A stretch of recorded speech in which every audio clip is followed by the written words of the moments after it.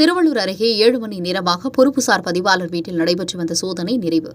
வங்கி கணக்கு உள்ளிட்ட முக்கிய ஆவணங்கள் சிக்கியுள்ளதாக லஞ்ச ஒழிப்புத்துறை காவல் ஆய்வாளர் பேட்டி.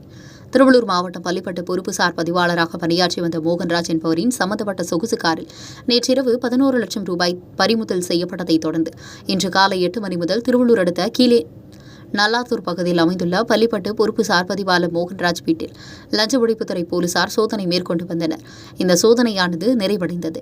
அதனை அடுத்து வெளியே வந்த அதிகாரிகளிடம் இதுகுறித்து செய்தியாளர்கள் கேட்டபொழுது, நேற்று இரவு பள்ளிப்பட்டு பகுதியில் காரில் எடுத்து செல்லப்பட்ட 11 லட்சம் கைப்பற்றியுள்ளதாகவும், அதனைத் தொடர்ந்து இன்று காலை முதல் சோதனை மேற்கொண்டு வருவதாகவும், மேலும் வங்கிக் கணக்கு உள்ளிட்ட முக்கிய ஆவணங்கள் சிக்கியுள்ளதாகவும் விசாரணை மேற்கொண்டு வருவதாக தெரிவித்தனர்.